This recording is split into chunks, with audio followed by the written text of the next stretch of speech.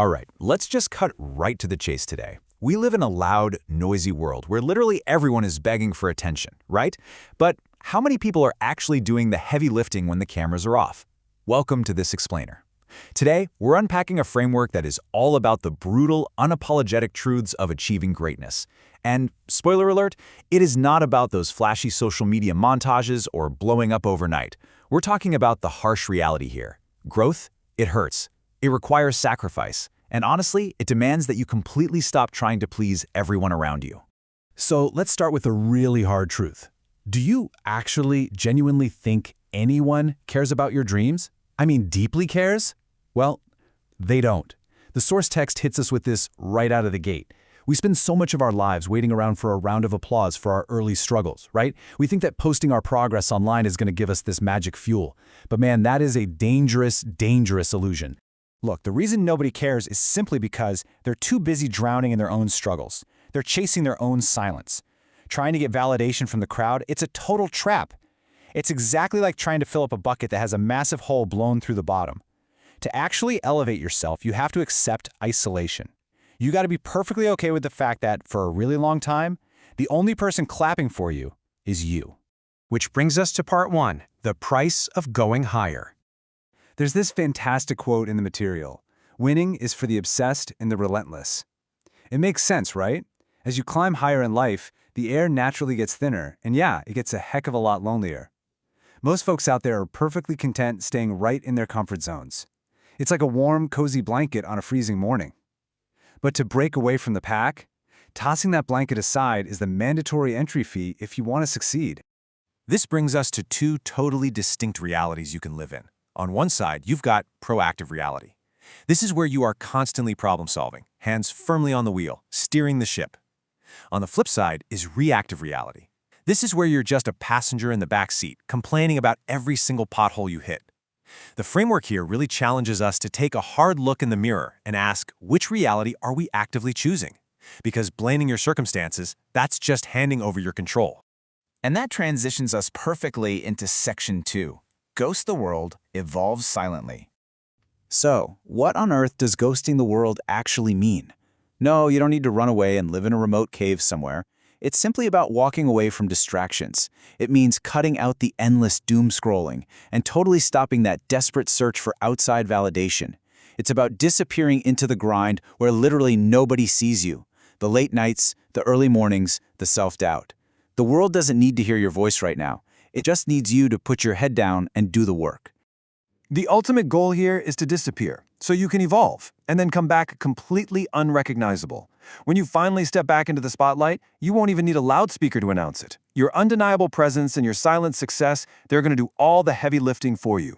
There's just immense power in silence, you know? It's the space where you break yourself down and rebuild into something way sharper, completely free from the vanity of showing off. All right, moving on to Section 3. Discipline over fleeting feelings. I want you to think about discipline through this great pencil metaphor from the text. First up, you have the painful resharpening. Nobody likes being shoved into the sharpener, but a dull pencil? It can't write a good story. Second is the eraser. You are absolutely going to make mistakes, and hey, that's completely fine. Correct them, learn, and move on. And third, leaving your mark. Every painful cut and erased mistake is just a functional tool designed to help you write your legacy. You know, the human brain is basically a prediction machine that desperately craves the certainty of just giving up. So if your inner voice starts whispering that you should take a break on a Sunday, the strategy outlined here is to use discipline as an absolute weapon. Do double the work.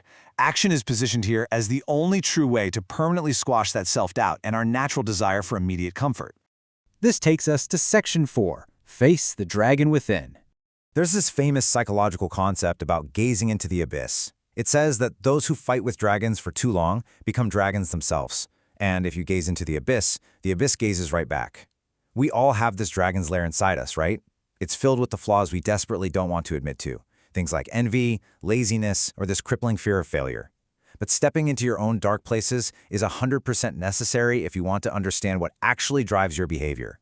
Without the guts to face your inner workings, you're just going to be controlled by them. At the end of the day, you can only reach the level where you're willing to face yourself. Taking absolute responsibility means staring into the mirror without making a single excuse and totally dropping the victim card.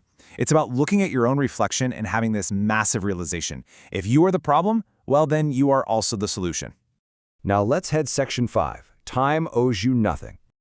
Okay, I want you to really consider this massive perspective shift. If you knew, right this very second, that you only had 90 days left to live, what would you change today? Just think about that. Suddenly, all those petty little arguments, the intense fear of what other people think of you, the daily excuses, they just evaporate, don't they? Recognizing that our time on this earth is strictly temporary has this incredible power to snap us completely awake. And because of that relentlessly ticking clock, the core argument here is that we have got to stop living for strangers on a screen. People will literally waste their entire lives chasing digital approval, ignoring their own gut instincts just to impress people they don't even like in real life. The call to action is crystal clear. Stop performing for avatars and start living for your actual, real-world purpose. They say the absolute best time to plant a tree was 10 years ago, right? But the second best time is today. You are the youngest right now that you will ever be for the rest of your life. Whether you decide to slack off or push yourself to the absolute limit, that time is going to pass regardless. So the real question you have to answer is, where exactly are you going to arrive 5 years from now? If you just let time slip by without taking any real action, the inevitable result is what the source calls an undesigned destination. And let me tell you, arriving at an undesigned life in 5 years usually means wearing clothes you hate, driving a car you hate, and working a job you utterly despise, all simply because you didn't grab the wheel and design a better destination for yourself. As the quote says, the ultimate measure of a man is not where he stands in moments of comfort, but in times of challenge. Every single failure, every lonely night you've experienced, none of it was meant to break you. It was all preparing you for this exact moment. The underlying message across all this material is that you have got to bet on yourself. You spend so much time supporting everyone else, but eventually you have to look in the mirror and finally believe in you. And I want to leave you with this final, empowering thought. There are no wrong decisions in life. There are only pivots. Think about it. If you're completely lost in the woods, standing perfectly still basically guarantees you're going to starve. But if you just pick a direction and start walking, and it turns out to be the wrong way, you just pivot. Life is a polarity. The easy literally cannot exist without the hard. The only true failure out there is just standing still. So go ahead, ghost the world, do the silent work, and let's see what happens when you become completely unrecognizable.